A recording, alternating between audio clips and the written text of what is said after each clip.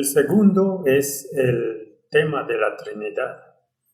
Tenemos un movimiento antitrinidad contemporáneo que enseña que no hay una tercera persona de la divinidad, que el Espíritu Santo es una fuerza o una energía o una influencia del Padre y el Hijo.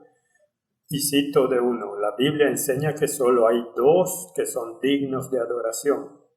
Ahora, un corolario de esta enseñanza dice que Jesús es literalmente el Hijo del Padre, que tiene un comienzo en el tiempo en que el Padre lo trajo a la existencia. Y de nuevo cito, el Padre y el Hijo ambos divinos, pero no absolutamente iguales.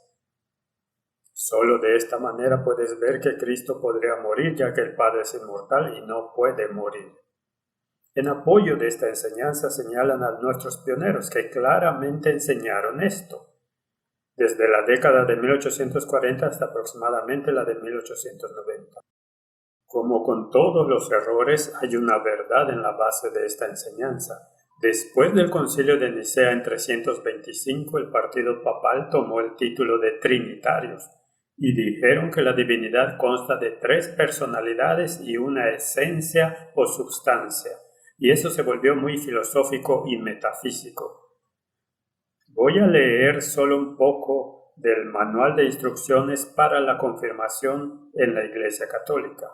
Escúchalo con atención.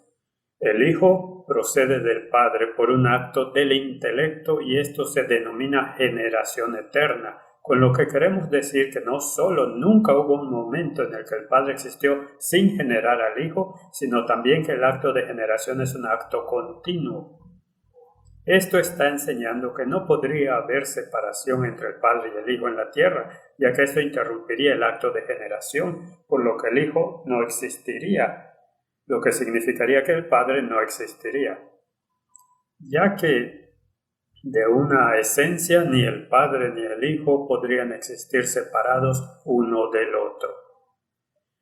De uno de sus libros de texto. En la formación de la doctrina de la Trinidad, el concepto de la generación eterna del Hijo fue uno de los factores esenciales y principales.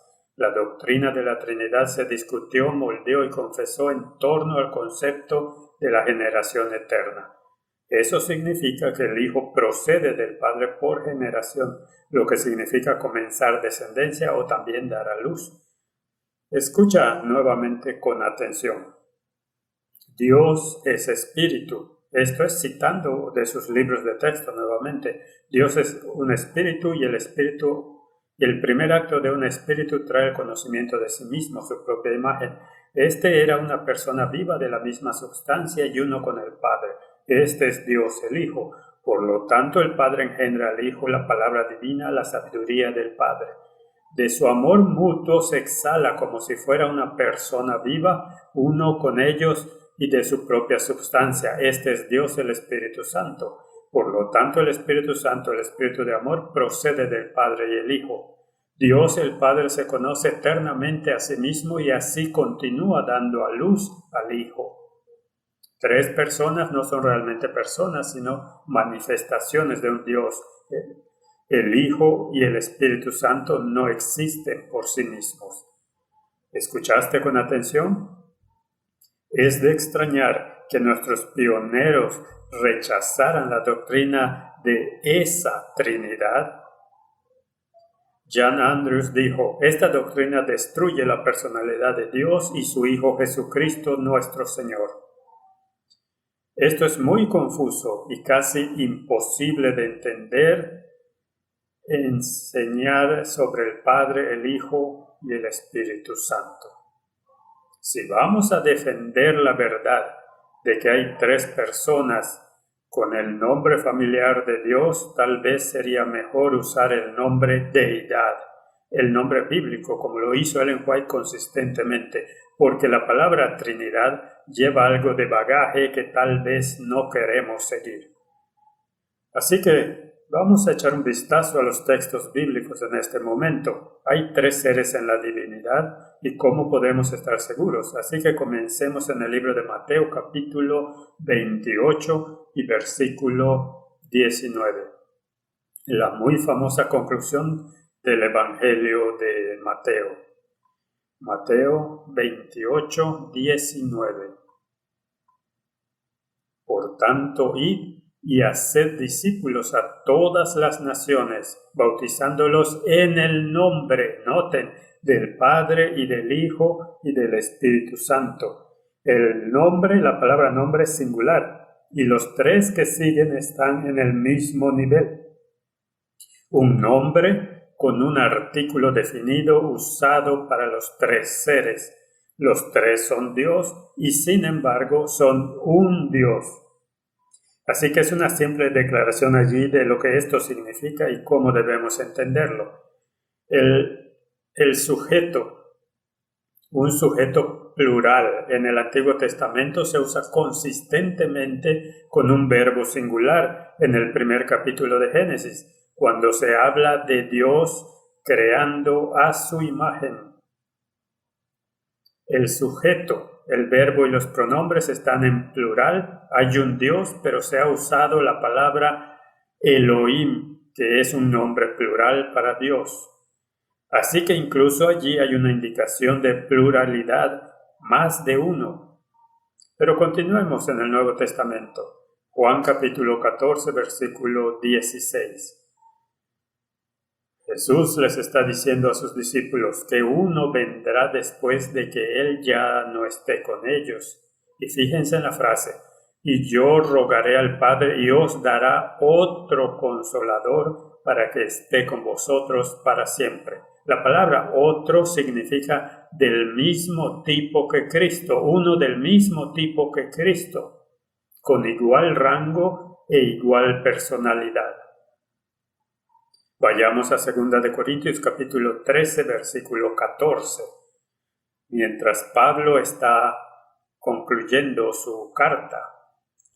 2 de Corintios capítulo 13, versículo 14. La gracia del Señor Jesucristo, el amor de Dios y la comunión del Espíritu Santo sean con todos vosotros. Noten cuidadosamente 3 dones de 3 seres diferentes, cada uno con un don separado para darnos. Y el mismo pensamiento es transmitido por Pedro también en 1 de Pedro capítulo 1, versículo 2. Donde introduce su carta con estas palabras. Elegidos según la presciencia de Dios el Padre en santificación del Espíritu, para obedecer y ser rociados con la sangre de Jesucristo, gracia y paz os sean multiplicadas. Nota aquí 3 funciones de 3 seres. De Testimonios, volumen 8, página 265. Hay 3 grandes potestades en el cielo. De Evangelismo, página 446. Hay 3 personas vivientes en el trío celestial. Página 447. Los eternos dignatarios celestiales, Dios, Cristo y el Espíritu Santo.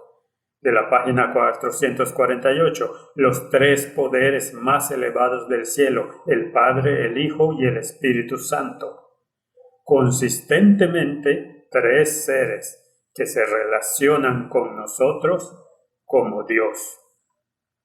Ahora, echemos un vistazo al Espíritu Santo, ya que esencialmente se dice que el Espíritu Santo no es una persona, sino que es solo una esencia o un poder, o una fuerza, o un representante de ese poder.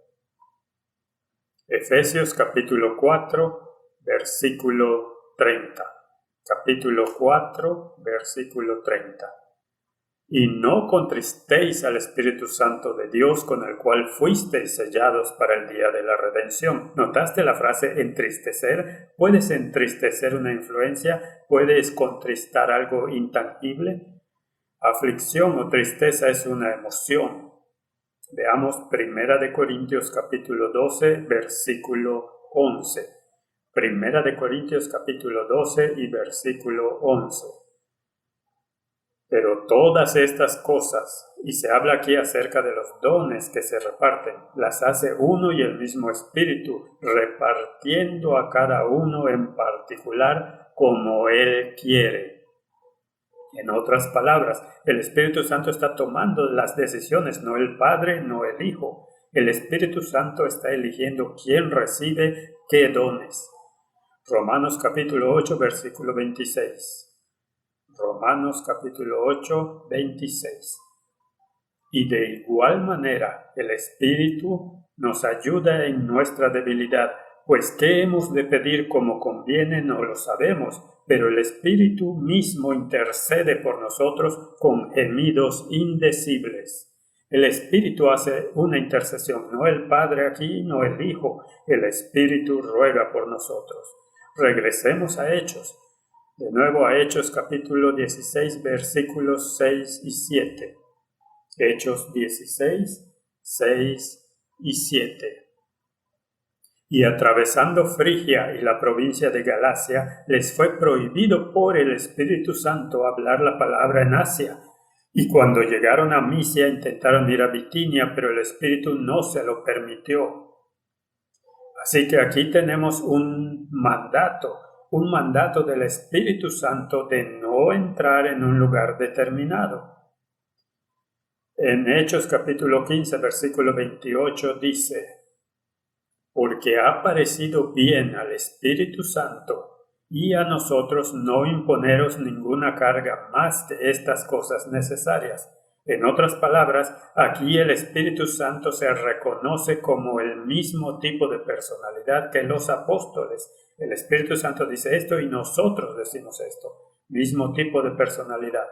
Y luego, por supuesto, la famosa historia en Hechos capítulo 5, versículos 3 y 4. Ananías y Zafira. Y dijo Pedro: Ananías, ¿por qué llenó Satanás tu corazón para que mintieses al Espíritu Santo y sustrajeses del precio de la heredad? Reteniéndola no se te quedaba a ti y vendida no estaba en tu poder. ¿Por qué pusiste esto en tu corazón? No has mentido a los hombres, sino a Dios. Así que, en primer lugar, Ananías y Zafira le mintieron a una persona. No puedes mentirle a una influencia, no puedes mentirle a un poder, pero ellos mintieron al Espíritu Santo y este Espíritu Santo se llama Dios. Dios es a quien mintieron. Algunas frases de los escritos de Ellen White. Mensajes Selectos, volumen 1, página 403. Cristo, nuestro mediador, y el Espíritu Santo están intercediendo constantemente en favor del hombre, pero el Espíritu no ruega por nosotros como lo hace Cristo, quien presenta su sangre. El Espíritu actúa sobre nuestro corazón. Nota dos cosas diferentes por dos personas diferentes. Cristo presenta su sangre, el Espíritu Santo obra en nuestros corazones. Evangelismo 447. El Espíritu Santo, que es una persona así como Dios es persona, anda en estos terrenos. El Espíritu Santo es una persona. El Espíritu Santo tiene personalidad. Me parece que esas son declaraciones muy claras, tanto de las Escrituras como de los escritos de Ellen White, que el Espíritu Santo es un individuo, en la forma en que el Padre es un individuo y el Hijo es un individuo. Ahora hay una advertencia aquí. El propósito del Espíritu Santo no era hablar sobre sí mismo, sino sobre el Padre y el Hijo. Sabemos muy poco sobre la naturaleza del Espíritu Santo por las Escrituras. Y Ellen White tiene una advertencia aquí que creo que debemos escuchar con claridad. Así que voy a leerlo tal como ella lo escribió. Está en Manuscript Releases, volumen 14, páginas 175 a 180. Y esto es lo que ella dijo. Los hermanos no deben sentir que es una virtud estar separados porque no ven todos los puntos menores exactamente de la misma manera. Si sobre verdades fundamentales están de acuerdo, no deben diferir y discutir sobre asuntos de poca importancia real. El detenerse en preguntas desconcertantes, que después de todo no son de vital importancia, tienen una tendencia directa a apartar la mente de las verdades que son vitales para la salvación del alma. Los hermanos deben ser muy modestos al insistir en estos asuntos secundarios que a menudo ellos mismos no comprenden, puntos que no saben que son la verdad y que no es esencial para su salvación conocerlos. Cuando existan estas diferencias entre nosotros, los que están afuera dirán, ¿habrá tiempo suficiente para que creamos como ustedes cuando puedan estar de acuerdo entre ustedes en cuanto a lo que constituye la verdad? Los impíos se aprovechan de las divisiones y controversias entre los cristianos. Algunos siempre buscan ser originales, sacar algo nuevo y sorprendente y no se dan cuenta cómo deberían de la importancia de preservar la unidad de la fe en los lazos del amor. Debemos orar por la iluminación divina, pero al mismo tiempo debemos tener cuidado de cómo recibimos todo lo que se denomina nueva luz. Debemos tener cuidado de que bajo el disfraz de buscar una nueva verdad, Satanás desvíe nuestra mente de Cristo y las verdades especiales para este tiempo. Se me ha mostrado que el plan del enemigo es hacer que las mentes se detengan en algún punto oscuro o sin importancia, algo que no está completamente revelado o que no es esencial para nuestra salvación. Este se convierte en el tema absorbente, la verdad presente cuando todas sus investigaciones y suposiciones solo sirven para hacer las cosas más oscuras que antes y para confundir las mentes de algunos que deberían estar buscando la unidad mediante la santificación de la verdad. ¿Cuál es el tema secundario del que está hablando? Que no es esencial para la salvación. Ella nos dice, la naturaleza del Espíritu Santo es un misterio que no se ha revelado claramente y usted nunca podrá explicárselo a otros porque el Señor no se lo ha revelado. Puede reunir escrituras y poner su construcción sobre ellas, pero la aplicación no es correcta. No es esencial que usted sepa y pueda definir exactamente qué es el Espíritu Santo. Hay muchos misterios que no busco comprender ni explicar. Son demasiado altos para mí y demasiado altos para usted. En algunos de estos puntos el silencio es oro. Su mente está inquieta. Cometeríais el error que muchos otros han cometido de pensar que tenéis nueva luz cuando es solo una nueva fase de error. Puede tomar ciertos puntos de vista de las Escrituras y escudriñando la Biblia a la luz de sus ideas, puede reunir una gran cantidad de textos y afirmar que significan esto y aquello y pedirle a cualquiera que le demuestre que sus puntos de vista son incorrectos. Aquí está su peligro, el desviar las mentes de los problemas reales de este tiempo. Ahora bien, hermano mío, es la verdad de lo que queremos y debemos tener, pero no introduzca el error como una nueva verdad. Y este consejo se aplica a todos los asuntos de nueva luz que estamos considerando hoy. Consideremos ahora el tema de Jesucristo. Y comencemos con la famosa declaración en el capítulo 1 de Juan, cuando Juan presenta su evangelio con estas palabras clásicas acerca de Jesucristo. Juan 1, versículo 1. En el principio era la palabra, y la palabra era con Dios, y la palabra era Dios. Él mismo era en el principio con Dios. Todas las cosas por Él fueron hechas, y sin Él nada de lo que ha sido hecho fue hecho. En Él estaba la vida, y la vida era la luz de los hombres. Aquí dice claramente que Jesús estaba no solo con el Padre, Él era Dios, y no es correcto traducirlo como un Dios. Era el creador de todo. El principio de vida estaba en Él. No recibió vida de nadie. Vayamos a Juan capítulo 8, versículo 58. Esta es una declaración muy importante que Jesús está haciendo aquí mismo mientras está siendo desafiado por los líderes judíos. Jesús les dijo, de cierto os digo, antes de que Abraham fuese, yo soy. Bien, ¿qué significa eso? Volvamos al libro de Éxodo capítulo 3 y versículo 14. Y tenemos esta misma frase que Jesús está usando aquí. Éxodo capítulo 3, versículo 14. Y respondió Dios a Moisés, yo soy el que soy. Y dijo, así dirás a los hijos de Israel, yo soy, me envió a vosotros.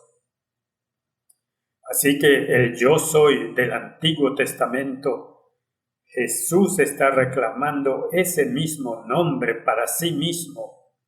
Ellen White dice en El deseado de todas las gentes 435, el nombre de Dios dado a Moisés para expresar la presencia eterna había sido reclamado como suyo. se había proclamado a sí mismo como el que tenía existencia propia, el que había sido prometido a Israel, cuya procedencia es de antiguo tiempo, desde los días de la eternidad. La maravillosa gracia de Dios, página 43. A través de todas las páginas de la historia sagrada, donde está registrada la relación de Dios con su pueblo escogido, hay huellas vivas del gran Yo Soy. Toda comunión entre el cielo y la raza caída se ha hecho por medio de Cristo. Cristo es el alfa y la omega, el primero y el último. Así que siempre que leemos sobre Yahweh o Jehová en el Antiguo Testamento, estamos leyendo sobre Cristo. Echemos un vistazo a un versículo en el Antiguo Testamento que es muy claro. Isaías capítulo 40, versículo 28.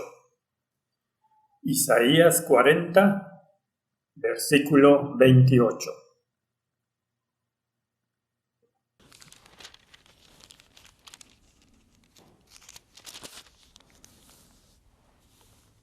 ¿No has sabido, no has oído que el Dios eterno es Jehová, que es Yahweh, el cual creó los confines de la tierra? No desfallece ni se fatiga con cansancio, y su entendimiento no hay quien lo alcance. El Dios eterno, ese es Cristo, el primero y el último. Del deseado de todas las gentes, página 530, la declaración clásica: en Cristo hay vida original que no proviene ni deriva de otro. Del evangelismo, página 615, Cristo es el Hijo de Dios preexistente y existente por sí mismo. Nos asegura que nunca hubo un tiempo cuando Él no haya estado en estrecha relación con el Dios eterno. Es el Hijo eterno y existente por sí mismo. Del comentario bíblico, página 1115. Desde toda la eternidad Cristo estaba unido con el Padre. Review and Herald, 5 de abril de 1906. Cristo era Dios esencialmente y en el sentido más elevado. Estuvo con Dios desde toda la eternidad. Y luego los patriarcas y profetas, página 43 y 44, dice: solamente uno igual a Dios podría expiar su transgresión. Solo el Creador podría redimir al hombre. Si Cristo había recibido la vida del Padre en algún momento de la eternidad, si su vida fue prestada o derivada del Padre, si dependía del Padre para su existencia, si el Padre lo designó a la divinidad, entonces Cristo no existía por sí mismo. Él no era Dios en el sentido más elevado, no es eterno, y no podía hacer expiación por la raza caída y redimir a la humanidad. Eso se convierte en el tema crucial al decir que Cristo no tenía la misma existencia que el Padre. Si Cristo, y aquí hay solo otro pensamiento sobre este punto, si Cristo no fuera completamente Dios, entonces Dios habría estado castigando a un tercero inocente en la cruz. Solo uno que es inmortal puede ofrecer vida eterna a los hombres. Y luego está esa palabra unigénito, que en realidad es una traducción defectuosa. Echemos un vistazo a lo que realmente significa. Hebreos capítulo 11. La frase que se usa del griego y se traduce unigénito. Hebreos capítulo 11, versículo 17. Por la fe, Abraham, cuando fue probado, ofreció a Isaac, y el que había recibido las promesas ofrecía su unigénito. Su unigénito. No era el hijo unigénito. Así que algo debe ser diferente acerca de esta palabra unigénito. Lo que realmente significa es engendrado de manera única, y eso es lo que Isaac era. Ni siquiera era un hijo primogénito en absoluto. Engendrado de manera única, único y especial. Hay una frase interesante en Hechos capítulo 13, versículo 33, usando la misma frase pero hablando de otra cosa aquí. Hechos 13, 33, describiendo algo que es especial acerca de Jesucristo. Dice: la cual Dios ha cumplido a los hijos de ellos, a nosotros, sus hijos, resucitando a Jesús, como está escrito también en el segundo Salmo: mi hijo eres tú, yo te he engendrado hoy. Te he engendrado hoy. Él fue engendrado de entre los muertos. Esa es una manera única de decir que Jesucristo es engendrado. Por lo que tenemos diferentes formas en las que esta frase unigénito se usa, no necesariamente refiriéndose a un comienzo en el tiempo. Algo interesante, que una mujer con el nombre de María de Agreda, una monja católica visionaria en el siglo XVII, dijo que la palabra fue concebida por la generación eterna del Padre, que Cristo nació antes de que existiera el tiempo. Eso suena un poco a lo que estamos escuchando hoy, de aquellos que creen que Jesucristo tuvo un comienzo. Aquí hay una sugerencia para mantener este tema en algún equilibrio y resolver lo que parecían ser algunas contradicciones. La naturaleza de la divinidad no es el tema central en las Escrituras. Donde se discute, revela tres seres iguales que existen desde la eternidad. Uno en propósito y mente, de maneras que son imposibles para los seres creados. El carácter de Dios es el enfoque, no la naturaleza de la divinidad. El tema central en las Escrituras es la función de la divinidad. ¿Cómo funciona la divinidad? Y siempre es en rango descendente desde el Padre al Hijo y el Espíritu Santo. Y es por eso que la divinidad quiere que todos los seres creados se acerquen a ellos de esta manera. El Padre es la máxima autoridad, el Hijo es el representante visible para los seres creados, y el Espíritu es la presencia invisible para todos los seres creados. Incluso con los ángeles, el Padre tuvo que explicar la diferencia entre Cristo y Lucifer, ya que ambos tenían funciones similares, llevaban a cabo la voluntad del Padre. Así que si este tema fue mal entendido en el cielo, tal vez sea fácil ver por qué tenemos algunos problemas. Cristo siempre dirige la atención al Padre. Él toma un papel secundario. Y el Espíritu siempre dirige la atención al Padre y al Hijo, y es casi invisible la mayor parte del tiempo. Así que mi conclusión: son iguales en naturaleza y atributos, pero diferentes en función y rango en lo que respecta a los seres creados. La deidad ha elegido revelarse gradualmente a la raza humana. Y aparentemente este no es uno de los problemas cruciales para la redención de la humanidad. En el Antiguo Testamento, Yahweh era el nombre personal de Dios, y el nombre es intercambiable para el Padre y el Hijo. El Espíritu era virtualmente desconocido. Hay indicaciones de pluralidad en la deidad en el libro de Génesis, pero el énfasis es siempre en un Dios con el nombre de Yahweh.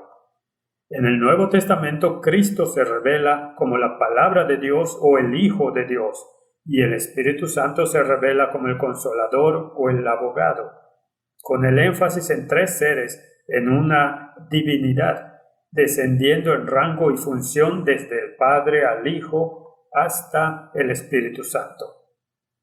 Los primeros adventistas estaban interesados en el santuario y los 2300 días, con la Biblia sobre la tradición.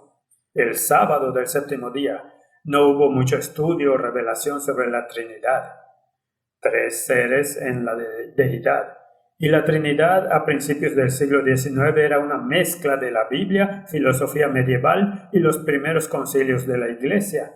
Había un grupo llamado la Conexión Cristiana que concluyó que la Trinidad era católica y no era bíblica. Y es interesante que José Bates y Jaime White eran miembros de la Conexión Cristiana, porque la Trinidad aparentemente hizo que el Padre y el Hijo fueran idénticos, fue rechazada por nuestros pioneros, recordando nuevamente esa visión falsa de la Trinidad. Esto es lo que Joseph Bates dijo. Respecto a la Trinidad, llegué a la conclusión de que era imposible para mí creer que el Señor Jesucristo, el Hijo del Padre, era también el Dios Todopoderoso, el Padre, uno y el mismo ser. Le dije a mi padre: si puedes convencerme de que nosotros somos uno en el sentido de que tú eres mi padre, yo tu hijo, y también que yo soy tu padre y tú mi hijo, entonces puedo creer en la Trinidad. Comenzamos a ver un poco por qué este era un tema tan incómodo para nuestros pioneros. Y Dios aparentemente estaba satisfecho de dejar las cosas de esta manera hasta la década de 1890, y recordamos que fue en el momento en que se formaría la última generación.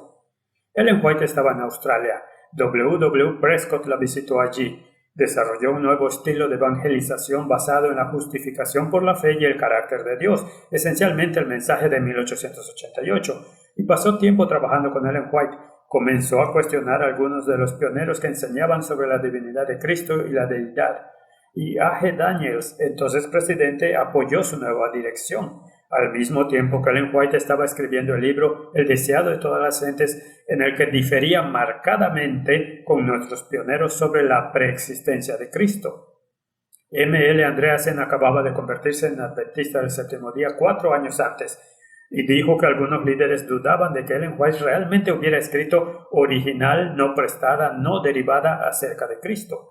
En 1902 hizo un viaje especial a California, donde ella estaba jubilada, para investigar lo que realmente había escrito, y encontró estas declaraciones en su propia letra, y por lo tanto, para él eso resolvió el problema. Debido a su influencia y el nuevo estudio de la deidad, la teología adventista sobre la deidad tomó una dirección diferente a la de nuestros pioneros en ese tema. ¿Por qué tan tarde? ¿Por qué esperar hasta la década de 1890? Creo que Dios tenía un orden de prioridad para introducir la verdad en nuestra nueva iglesia, y lo hizo gradualmente. En la década de 1840 el tema era publicar, correr la voz, publicaciones y pregonar la palabra. En la década de 1850 el enfoque fue la organización de la iglesia. En 1860 fue la reforma pro salud. En 1880 fue la justicia por la fe. Dios marcó el ritmo de la introducción de la nueva verdad para preservar la unidad en su iglesia, y el carácter de Dios tenía una prioridad mucho más alta que la naturaleza de Dios. Ahora, algunos están abogando por un regreso a la posición de los primeros antitrinitarios. La parte más peligrosa es la pregunta planteada por uno de sus principales defensores. ¿Realmente escribió Elena G. de White todo lo que se ha publicado bajo su nombre? ¿Ves? Cada vez que encontramos algo en sus escritos que contradice nuestras creencias, encontramos alguna razón aceptable para dejarla de lado, que es el corazón de la alta crítica. Hace que sus escritos no tengan ningún efecto. Nuestras creencias tienen prioridad sobre la inspiración, lo cual es la esencia de las iglesias de Babilonia. Aquí hay una declaración de uno de ellos. Ellen White fue inspirada por Dios en casi todos sus escritos, pero ella o alguien manipuló sus escritos. Entonces todos elegirán lo que esté de acuerdo con sus opiniones. Tal vez incluso los adventistas conservadores tendrán que decidir entre la autoridad de Dios y la autoridad de los hombres.